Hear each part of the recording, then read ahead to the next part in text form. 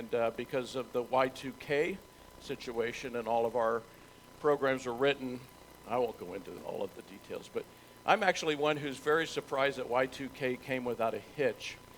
But the president of the company gave us $2 million to start redeveloping everything. And we rewrote everything in those next 3 years before I left to go into ministry at the church.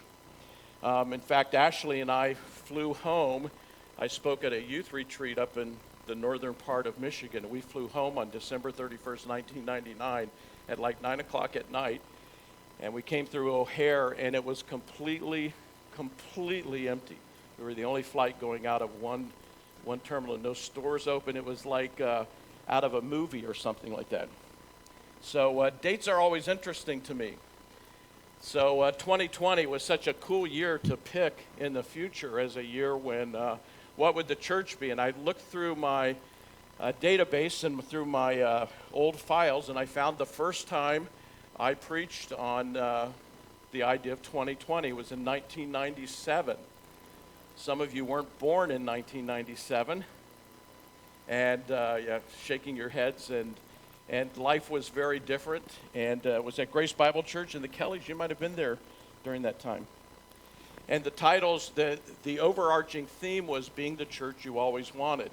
And Chapel of the Air, the Mains, had a Bible study that went through a number of weeks, and then we created these messages that would go along with what people were reading and studying. And our titles were A Caring Family, Creates the Heart of Community, Welcomes All People, Empowers Each Individual, Models Integrity, Serves a Broken World, Encounters a Living God, and Anticipates a Great Future. And I'll tell you, it was an amazing event that seemed to launch our church in a direction of growth and seeing people come to Christ. We were baptizing new people, adults in our services every other month.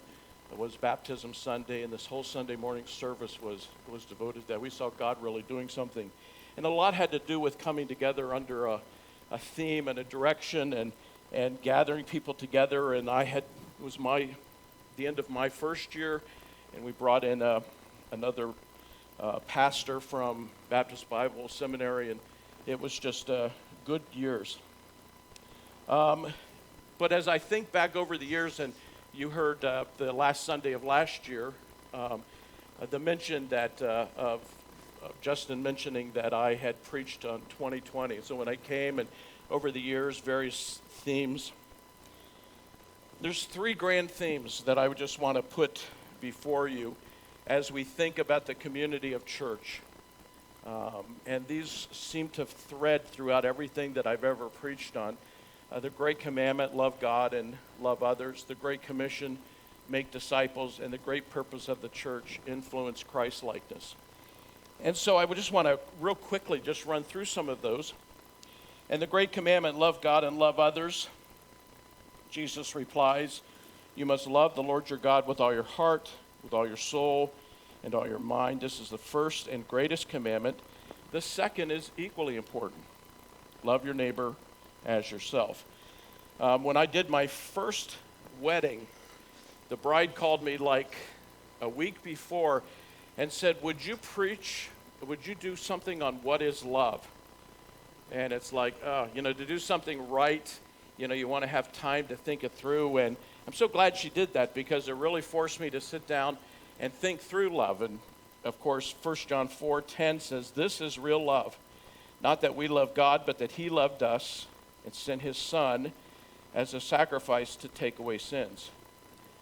And so 3 points. Love begins with me. It's initiated. It doesn't wait. It starts. Love is in spite of being loved. It's so much against our culture, but he loved us when we didn't love him, when we were enemies, another passage says.